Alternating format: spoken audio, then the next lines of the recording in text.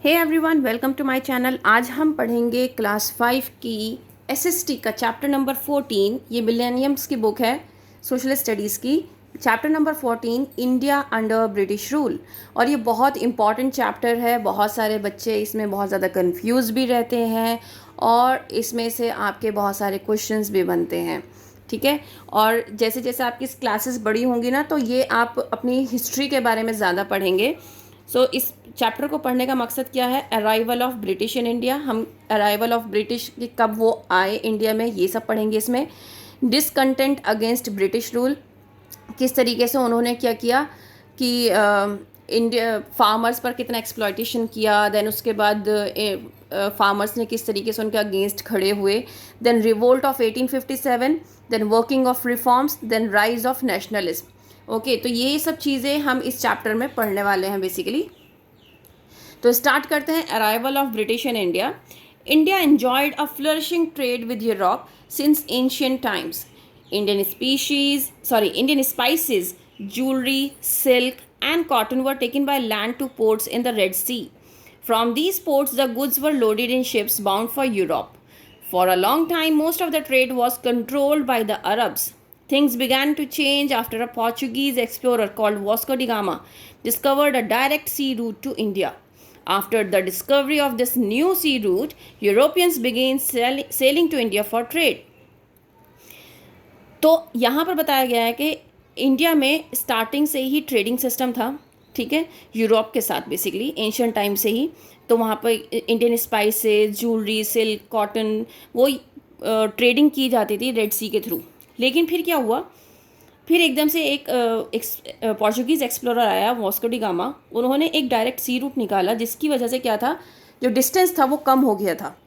ठीक है, जिसकी वजह से जो ट्रेडिंग थी वो बहुत ज़्यादा बढ़ गई और यूरोपियन कंट्रीज से ट्रेडर्स आने लगे और ट्रेडिंग इंडिया में ट्रेडिंग के लिए, क्योंकि उनके पास अब सी रूट जो था वो बहुत ज़्यादा शॉर्ट हो गया था। पहले जो सी रूट था वो रेड सी के जो थ्रू जाते थे, वो बहुत बड़ा सी रूट पड़ता था, बहुत लंबा रूट था। लेकिन वास्को डी गामा ने जो नई डिस्कवरी की, डायरेक्ट सी रूट निकाला, उसके बाद से ट्रेडिंग सिस्टम बहुत बढ़ गया था। यूरोपियन कंट्रीज़ के लोगों ने आके ट्रेडिंग सिस्टम स्टार्ट किया। Portuguese were the first Europeans to arrive in India. Portuguese जो थे वो पहले यूरोपियन थे जो इंडिया में आए और उन्होंने इंडिया की चीज़ों को बेचकर यूरोपियन मार्केट में एक अपना बहुत बड़ा प्रॉफिट कमाया, जिसकी वजह से क्या हुआ, जो डच थे, ब्रिटिश थे, फ्रेंच थे, वो भी अट्रैक्ट हुए इंडिया की तरफ।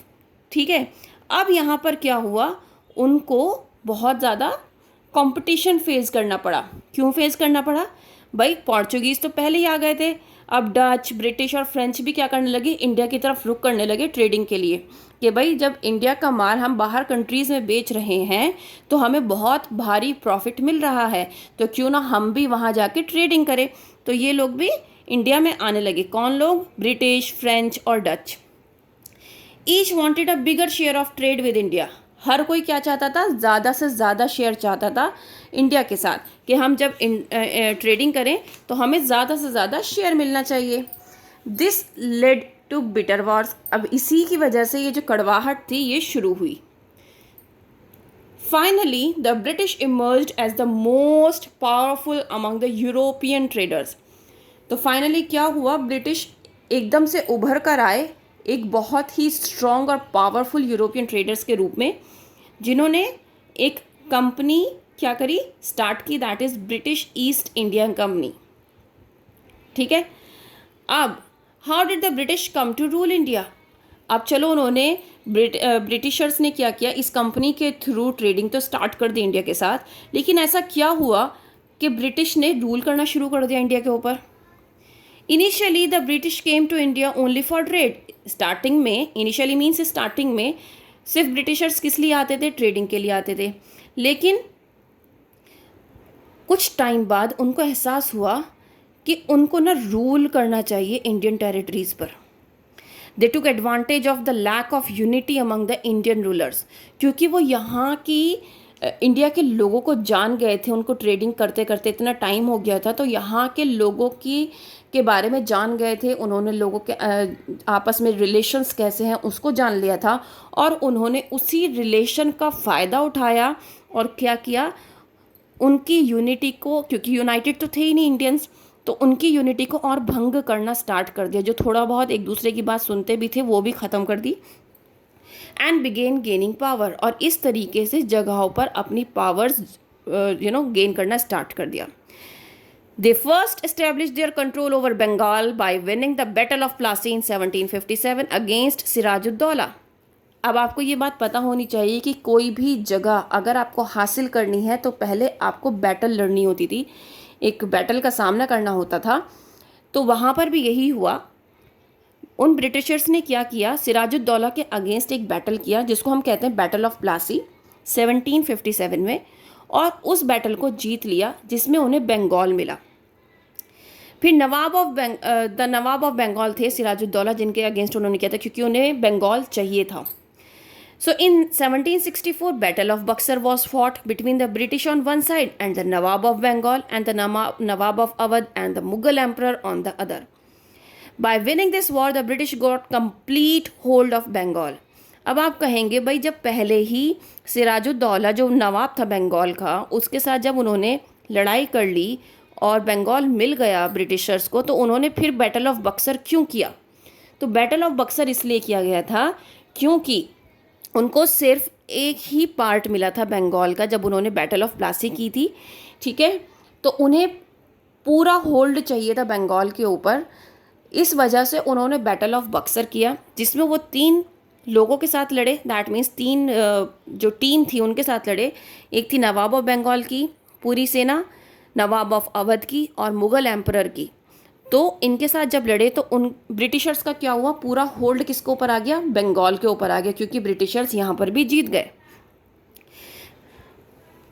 Over the next century they manage to extend their rule to large parts of the country. फिर कुछ टाइम बाद उन्होंने क्या किया, जो इंडिया के अदर लार्ज पार्ट्स हैं उस पर कंट्रोल करने के लिए उन्होंने और लड़ाइयाँ स्टार्ट करी।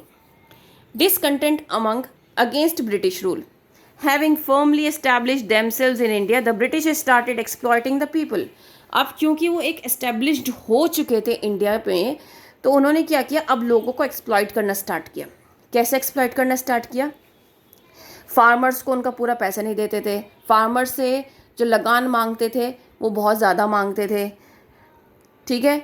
और ये कहते थे कि भाई तुम हमारे लिए काम करो, लेकिन उसका पैसा उनको प्रॉपरली नहीं देते थे। Farmers were unhappy with the British because of the high taxes they were made to pay, क्योंकि उनको जो फार्मर्स को जो पे करना होता था लगान, वो बहुत ज़्यादा था, बहुत ज़्यादा हाई टैक्स था, जिसकी वजह से क्या होता था कि वो उनकी फसल जो पूरी मेहनत से वो करते थे वो भी उनके पास नहीं बचती थी। Many farmers lost their lands as they were not able to pay the taxes during floods and drought. अब बहुत सारे फार्मर्स की तो लैंड ही चली गई क्योंकि वो ये इस टैक्स को पे नहीं कर पाए थे जब फ्लड आया या ड्रॉट आया उस ड्यूरेशन में। The resentment increased after the British began forcing them to grow crops such as indigo and cotton. अब उनको ये कहा गया कि चलो ठीक है, तुम्हारी फसल ख़राब हो गई, तुमने टैक्स हमें नहीं पे किया, अब तुम इंडिगो और कॉटन की फसल को लगाओ। These were bought at low rates from the farmers and sold at high rates in England. अब वो लोग क्या करते थे ब्रिटिशर्स, इंडिगो और कॉटन जो है वो फार्मर्स से बहुत कम रेट पर ख़रीदते थे और बहुत ज़्यादा हाई रेट्स पर इंग्लैंड में और अदर कंट्रीज़ में बेचते थे, जिसकी वजह से फार्मर्स जो है बहुत ज़्यादा पुअर हो गए, दैट मीन्स बहुत ज़्यादा गरीब हो गए, और कुछ फार्मर्स तो भूख के मारे मरने लगे, दैट मीन्स बहुत ज़्यादा गरीबी हो गई। इस तरीके से ब्रिटिशर्स ने उनको लूटना स्टार्ट कर दिया था। When the British arrived in India, there was a huge demand for crafts and textiles all over the world. The British made huge profits by selling these goods in England and other countries. ये तो आपको मानना पड़ेगा कि India में बहुत सारे कलाकार मौजूद हैं, तो वो लोग क्या करते थे, अपना कला का प्रदर्शन करते थे। भाई आज भी आप अगर किसी छोटे से छोटे गांव में जाओगे तो आप देखोगे कि वो लोग हाथों से बहुत ही खूबसूरत चीज़ें बनाते हैं, तो उन खूबसूरत चीज़ों का इन्होंने ब्रिटिशर्स ने क्या किया, फ़ायदा उठाया और बाहर ले जाकर उनको बहुत हाई रेट्स में बेचना स्टार्ट किया. Things began to change due to industrialisation in Britain. British industries needed cheap raw materials and huge markets for their products. अब थिंग्स चेंज होने लगी कब, जब इंडस्ट्रियलाइजेशन शुरू हुआ, इंडस्ट्रीज़ बनी शुरू हुई ब्रिटेन में. तो ब्रिटिश इंडस्ट्रीज़ ने क्या किया, उनको कच्चा माल जो चाहिए था वो सस्ता चाहिए था ताकि वो प्रोडक्ट्स जो हैं वो बना सकें और उसको महंगे में करके बेच सकें ताकि उनके पास कोई मुनाफा आए. It started taking raw materials from India and also turn India into a market for its products. अब उन्होंने क्या किया कि पहले तो इंडिया से ही कच्चा माल उठाते थे सस्ते रेट में, अपनी कंपनी में लेके जाते थे, वहाँ पर प्रोडक्ट को बनाते थे और उसको फिर इंडिया में ही आके बहुत महंगे रेट पर बेचते थे. Clothes made in British industries were much cheaper than Indian handmade textiles. अब जो क्लोथ ब्रिटिश इंडस्ट्रीज में बनते थे वो in comparison to Indian handmade textiles वो सस्ते थे क्योंकि वो मशीन से बन रहे थे. तो उनकी जो डिमांड थी ना वो बहुत ज़्यादा बढ़ गई. As machine-made cloth was cheaper, the handloom industry of India suffered. As people stopped buying their products, many Indian weavers and craftsmen lost their jobs. British did not allow Indians to open mills and factories. Indian traders were not allowed to trade on their terms.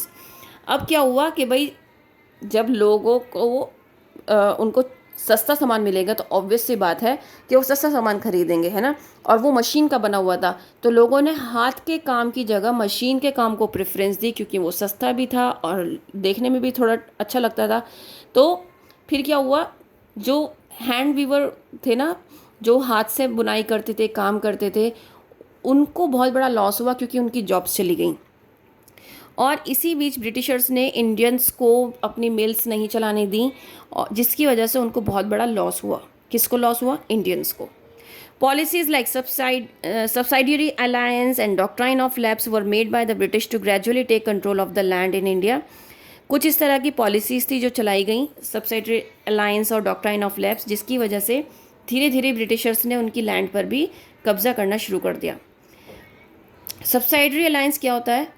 Force the rulers to maintain only British troops in return for their protection. मतलब उनसे ये कहा गया कि आपको सिर्फ और सिर्फ किस पे करना है? ब्रिटिश ट्रूप्स पे ही क्या करना है, आपको भरोसा रखना है अगर आपको प्रोटेक्शन चाहिए तो. डॉक्ट्राइन ऑफ लैप्स में क्या था कि kingdom would be taken over the British in case the ruler died without leaving a male heir. अगर किसी ने अपने बेटे को राजा नहीं बनाया है और उसकी डेथ हो गई है, ठीक है, घोषित नहीं किया है, डेथ हो गई है, तो वो ऑटोमेटिकली किसके पास चला जाता था? ब्रिटिश के पास चला जाता था. तो ये कुछ ऐसे रूल्स थे जो ब्रिटिशर्स ने बनाए थे. Indian rulers and princes felt that these were very unjust policies and the British sought to expand their hold over India through unfair means. तो इस तरह से अनफेयर मीन्स के थ्रू ब्रिटिशर्स ने इंडिया पे कंट्रोल करना स्टार्ट कर दिया, जबकि जो वहाँ की प्रिंसेस वगैरह थी, जो और भी लोग थे प्रजा के, सभी जानते थे कि ये बहुत ही गलत तरीका है जो ब्रिटिशर्स अपना रहे हैं. Now revolt of 1857. Ever since the British established their hold in India, people in different parts of the country had been protesting against the unjust policies of the British. ये हम सभी जानते हैं कि 1857 की जो रिवोल्ट है वो क्योंकि ब्रिटिशर्स ने बहुत ज़्यादा जुल्म कर रखा था लोगों के ऊपर, इंडियंस के ऊपर, तो उन्होंने उसके खिलाफ आवाज़ उठाने की कोशिश करी. It was only in 1857 that a massive revolt broke out which is quickly spread among the large sections of the Indian society. This revolt is known as the Sepoy Mutiny or the first war of Indian independence. तो ये first Indian war थी जो छेड़ी गई 1857 में. The revolt began after Indian soldiers serving in the British Army, also known as sepoys, refused to use a new rifle called the Enfield. अब ये भाई क्यों छिड़ी थी, वाली जो जंग थी ये क्यों छिड़ी थी? वो इसलिए छिड़ी थी कि एक इंडियन सोल्जर जो थे, जो ब्रिटिश आर्मी में सर्व कर रहे थे, जिसको सिपाही भी कहा जाता है, उन्होंने रिफ्यूज़ कर दिया था एक राइफ़ल को यूज़ करने के लिए जिसका नाम था Enfield. The rifle had greased cartridges. While loading it in the rifle the soldiers had to bite one end of the cartridge with their mouth. There were rumours that this grease was made from the fat of cows and pigs. This was against the religious sentiments of both Hindu as well as the Muslim soldiers. अब उन्होंने ये कहा था कि उस cartridge को क्या करना पड़ता था, मुंह से खोलना पड़ता था, और वो कार्ट्रिज का जो मुंह से खोलते थे वो किससे बना हुआ था काव और पिग के cartridge with their mouth they were that this grease, जो ग्रीस थी वो काउज और पिग के फैट से बनी हुई थी, जिसकी वजह से वो अगेंस्ट था किसी भी कल्चर के, क्योंकि वहाँ पर मुस्लिम्स और हिंदूज दोनों ही सोल्जर्स प्रेजेंट थे। तो उन्होंने ये यूज़ करने के लिए इसलिए मना कर दिया क्योंकि वो उस चीज़ को मुंह नहीं लगाना चाहते थे। ठीक है, तो यहाँ से ये फर्स्ट वॉर स्टार्ट हुई। Hence Indian soldiers refuse to use these rifles and revolted. अब उन्होंने क्या किया कि भाई उन्होंने रिफ्यूज़ किया कि भाई हम यूज़ नहीं करेंगे, और रिवोल्ट स्टार्ट हो गई।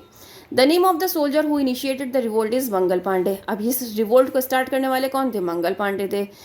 This revolt sparked off by the sepoys soon spread across northern India and became a mass rebellion.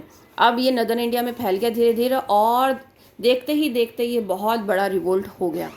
Revolt started at Meerut, it was joined by farmers, craftsman, other sections of the society. अब revolt start हुआ मेरठ से, बहुत सारे farmers, craftsman और बहुत सारे लोग जो थे इसमें उन्होंने पार्टिसिपेट किया। Soldiers declared Bahadur Shah Zafar the last Mughal emperor as their leader. उन्होंने बहादुर शाह जफ़र को अपना लीडर चुना।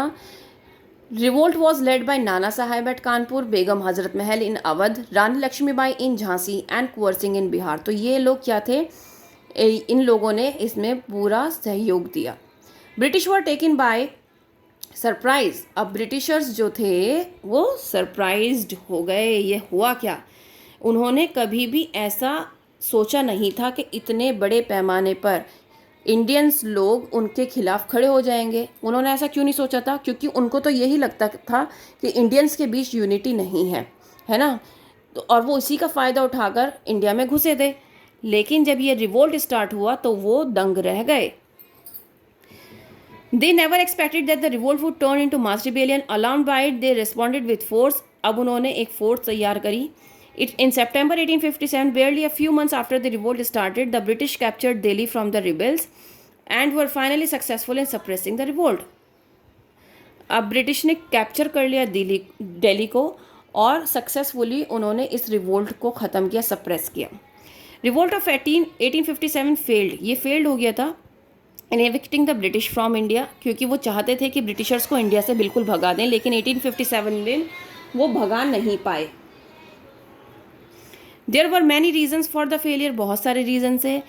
पहला तो था it had not spread to all parts of India and there were many Indian rulers who did not support it. बहुत सारे पार्ट में तो ये इंडिया में फैला हुआ नहीं था। पहली बात ये, सब जगह अगर सब लोग स्टार्ट कर देते रिवोल्ट तो शायद यहाँ पर तभी कामयाबी मिल जाती, लेकिन कुछ ही पार्ट के लोग यहाँ पर इन्वॉल्व थे इस फर्स्ट वर्ल्ड वॉर में, और कुछ ऐसे रूलर्स भी थे इंडिया के जिन्होंने उस टाइम पे इस रिवोल्ट को, इस वर्ल्ड वॉर को सपोर्ट नहीं किया। Secondly, the rebels did not have sufficient funds and good weapons. दूसरी बात ये थी कि चलो ठीक है, एक बार को सपोर्ट भी कर ले। ब्रिटिशर्स के पास, उनके पास राइफल्स वगैरह सब चीज़ें थी, लेकिन इनके पास कुछ नहीं था। इंडियंस जो थे वो निहत्थे थे, उनके पास कोई चीज़ नहीं थी जिससे वो लड़ सकते थे, और ना ही कोई फंड था कि वो चलो खरीद लें। After suppression of the revolt, the rules of the East India company came to an end. तो ईस्ट इंडिया कंपनी का जो रूल था वो एंड पे आया जब ये रिवोल्ट ख़त्म हुआ, और ब्रिटिश गवर्नमेंट ने टुक ओवर किया administration of India. It also allowed Indian kings to rule over their territories if they agreed to accept its authorities. उन्होंने ये भी अलाउ किया कि इंडियन किंग जो हैं वो भी टेरिटरीज पे रूल कर सकते हैं अगर वो उनकी अथॉरिटी को अप्रूव करें तो। Working for reforms. Many social and religious practices which caused suffering among the people were being practiced in India, such as sati, female infanticide. अभी आपको पता होगा कि जब किसी के हस्बैंड की डेथ हो जाती थी तो उसके हस्बैंड के साथ उसकी वाइफ को जला दिया जाता था जिंदा ही, तो ये सती सिस्टम था। फीमेल इन्फेंटिसाइड, अगर किसी के घर में कोई बेटा पैदा हुआ है तो बहुत अच्छी बात है, उसमें खुशी मनाई जाती थी, लेकिन अगर बेटी पैदा होती थी तो उसको तभी मार दिया जाता था। चाइल्ड मैरिज, बचपन में ही शादियाँ कराई जाती थी, 10 साल में 11 साल में ही बच्चों की शादियाँ करा दी जाती थी और उन्हें दूसरे घर भेजा जाता था, जिसकी वजह से पॉपुलेशन जो थी वो बहुत ज़्यादा इंक्रीज़ हो रही थी और बीमारियाँ भी बहुत ज़्यादा बढ़ रही थी। कास्ट सिस्टम बहुत ज़्यादा था। कोई भी जो नीचे जाति के लोग तो होते थे उनको बिल्कुल अछूत मानते थे, उनको मंदिर में भी जाने की इजाज़त नहीं थी, किसी भी वर्शिप प्लेस पर जाने की इजाज़त नहीं थी। तो इन सब सिस्टम्स को यहाँ पर ख़त्म किया गया। तो education system introduce by the British played a major role to raise awareness against this practices. अब एजुकेशन सिस्टम स्टार्ट किया ब्रिटिशर्स ने, जिसकी वजह से क्या हुआ, ये जो अलग अलग सिस्टम्स थे जो इंडियंस ने बना रखे थे, sati system, female infanticide and then child marriage, ये सब खत्म हुए धीरे धीरे जब उन्होंने एजुकेशन लेना स्टार्ट किया। Many educated people started questioning such practices and work towards their abolition. अब बहुत सारे लोगों ने जिन्होंने एजुकेशन हासिल करी, उन्होंने इसके बारे में क्वेश्चन करने शुरू किए, भाई ऐसा क्यों है, क्यों नीची जाति को मंदिर में नहीं जाने दिया जाता, क्यों अगर किसी के हस्बैंड की डेथ हो गई तो उसके साथ उसकी वाइफ को जला दिया जाता है, क्यों छोटे बच्चों की शादी कर दी जाती है, क्यों किसी लड़की को जिंदा मार दिया जाता है या जिंदा गाड़ दिया जाता है पैदा होते ही। देन राजा राम मोहन राय, ईश्वर चंद्र विद्यासागर, ज्योतिराव फुले, स्वामी विवेकानंद और Swami Dayanand Saraswati are the names of those reformers whose contribution towards the cause will always be remembered। ये वो ऐसे लोग हैं जिन्होंने इस फील्ड में काम किया है, और ये जो सारे सिस्टम्स थे, sati system, child marriage, female infanticide, इन सबको ख़त्म किया। They also encourage widow remarriages and education of girls. उन्होंने वीडो री मैरिजेस पे ध्यान दिया कि भाई वीडो को मारना नहीं है उसके हस्बैंड के साथ, उनकी दोबारा शादी करो, लड़कियों को आप एजुकेशन दो, और सती और फीमेल इन्फेंटिसाइड, चाइल्ड मैरिज और कास्ट सिस्टम के अगेंस्ट उन्होंने बहुत ज़बरदस्त क्या किया, प्रोटेस्ट किया। Now rise of nationalism. Nationalism होता क्या है, जब लोगों को पता चले कि वो अपने कंट्री की तरफ लॉयल हों और प्राउड फील करें कि भाई हम इस कंट्री के एक बंदे हैं, जैसे कि हम कहते हैं वी आर इंडियंस, तो हम प्राउडली फील करते हैं ना, बहुत ज़्यादा प्राउडली कहते हैं हम वी आर इंडियंस, है ना, तो वो चीज़ क्या है, वो नेशनलिज्म है। How was the feeling of nationalism born in India? Educated Indians realise the harm that was being done to India by the British. The British were exploiting India and its resources by keeping the country poor and backward। अब उनको ये सब चीज़ें समझ में आने लगी कि ब्रिटिशर्स उनके अंदर जो यूनिटी नहीं है इंडियंस के अंदर, उस चीज़ का फ़ायदा उठा रही है और धीरे धीरे सारे इंडिया पर अपना राज कर रही है, जिसकी वजह से लोगों को बहुत नुकसान हो रहा है, एक्सप्लॉइटेशन हो रहा है इंडिया में बहुत ज़्यादा, और बहुत ज़्यादा पुअर कंट्री होती जा रही है। This realisation united the Indians against the British. इस रियलाइजेशन से क्या हुआ कि इंडियंस जो थे वो आपस में मिल गए। Slowly this feeling of unity and nationalism grew stronger and led to the birth of the Indian National Congress. अब ये जो फीलिंग थी ना, ये इतनी ज़्यादा बढ़ गई कि इन्होंने एक संगठन बनाया जिसका नाम था इंडियन नेशनल कांग्रेस, 1885 में बनाया। एलन ऑक्टेवियन ह्यूम, उन्होंने इस आईएनसी को फाउंड किया था, फाउंडर वो थे। First session of the Congress was held at Bombay. अब इंडियन नेशनल कांग्रेस का जो पहला सेशन था वो बॉम्बे में हुआ था, जिसमें 72 डेलीगेट्स थे इंडिया के। President of this session was W C. Banerjee. President कौन थे इस सेशन के? डब्ल्यू.सी. बनर्जी थे। और अर्ली लीडर ऑफ कांग्रेस कौन कौन से? दादा भाई नौरोजी, सुरेंद्र नाथ बनर्जी, फिरोज शाह मेहता, गोपाल कृष्ण गोखले एंड बदरुद्दीन तैयब जी। तो ये कुछ ऐसे लीडर्स थे जो कांग्रेस में थे, इस पार्टी में थे, इंडियन नेशनल कांग्रेस में। During its early years the INC took many steps to awaken the spirit of unity among the Indian. Its leaders wrote articles and gave speeches criticising British policies and actions. Many of its leaders such as Surendra Nath Banerjee and Gopal Krishna Gokhale submitted request for reform to the British. They were called moderators. अब इन्होंने क्या किया, बहुत सारे ऐसे लोग थे जिन्होंने आर्टिकल्स लिखे, स्पीचेस दी अगेंस्ट ब्रिटिशर्स के भाई उनके लिए जो पॉलिसीज़ और एक्शंस वो ब्रिटिशर्स जो पॉलिसीज़ लेकर आए हैं उसकी वजह से इंडिया को ही नुकसान हो रहा है, इंडिया पुअर होती जा रही है, और जो उनकी पॉलिसीज़ हैं वो उन्हीं के हक़ में है। इंडियंस के लिए के तो वो हमेशा खिलाफ ही हैं, जिसकी वजह से हमेशा उन्हें नुकसान हो रहा है इंडियंस को। तो ये जो लोग थे ना, सुरेंद्र नाथ बनर्जी, इन लोगों ने क्या किया, रिक्वेस्ट की रिफॉर्म के लिए ब्रिटिश के खिलाफ। सो इनको कहा जाता है moderators. There were another group with the Congress. अब एक ग्रुप और था, दो ग्रुप बने थे कांग्रेस पार्टी में, दो ग्रुप थे, एक तो था मॉडरेटर्स का और एक था रेडिकल्स का। ठीक है, अब रेडिकल्स के बारे में पढ़ते हैं। within the Congress, which wanted leaders to adopt strong methods such as boycotts and strikes to make the British accept their demands. Leaders such as Lala Rajpat Rai, Bal Gangadhar Tilak and Vipin Chandra belong to this group. ये क्या चाहते थे कि boycott चाहते थे, किसी भी तरीके से बॉयकॉट हो जाए और स्ट्राइक्स हो जाए ताकि ब्रिटिश अपनी जो उनकी डिमांड्स है उसको एक्सेप्ट करें किसी भी हाल में. These leaders wanted Swaraj, that is self rule for Indians. ये लोग क्या चाहते थे रेडिकल्स, कि स्वराज चाहते कि वो अपना मतलब डिपेंडेंसी चाहते थे कि भाई हम खुद से इंडिपेंडेंटली वर्क करें. Bal Gangadhar Tilak once declared swaraj is my birth rate and I shall have it. तो ये बाल गंगाधर तिलक का ये एक नारा है, ये हम सभी जानते हैं. The Congress slowly became very strong. Congress धीरे धीरे बहुत ज़्यादा स्ट्रॉन्ग हो गई और उसकी एक पॉपुलैरिटी थी वो बहुत ज़्यादा बढ़ गई, जिसकी वजह से जो ब्रिटिश गवर्नमेंट थी वो बहुत ज़्यादा वरीड हो गई कि भाई अब होगा क्या. In order to suppress the rising spirit of nationalism the British government made many strict laws. अब आईएनसी को सप्रेस करने के लिए, इंडियन नेशनल कांग्रेस को सप्रेस करने के लिए, उसको दबाने के लिए ब्रिटिशर्स ने क्या किया, बहुत स्ट्रिक्ट लॉज बनाए, जिसकी वजह से क्या हुआ, the British use the policy of divide and rule to encourage disunity between Hindus and Muslims. अब ब्रिटिशर्स ने पॉलिसी बनाई डिवाइड एंड रूल ताकि उनके बीच में डिसयूनिटी रहे. अब वो हिंदू और मुस्लिम को अलग कर रहे थे. पहले उन्होंने सिर्फ लोगों में ही फूट डाली थी, यूनिटी को भंग किया था, लेकिन अब वो हिंदू और मुस्लिम वाला कॉन्सेप्ट लेकर आ गए थे. दैट मीन्स अब वो कम्युनिटीज़ पर अटैक कर रहे थे, क्योंकि ब्रिटिशर्स अपना जो एक उनका जो रूल था ना वो खोना नहीं चाहते थे, तो वो किसी भी तरह इनको तोड़ने में लगे हुए थे. तो बाकी की स्टोरी हम पढ़ेंगे नेक्स्ट चैप्टर में, क्योंकि ये वाला चैप्टर यहाँ पर कंप्लीट हो जाता है. उम्मीद करती हूँ कि आपको अच्छे से समझ में आया होगा. If yes please like share and subscribe. That's all. Thank you.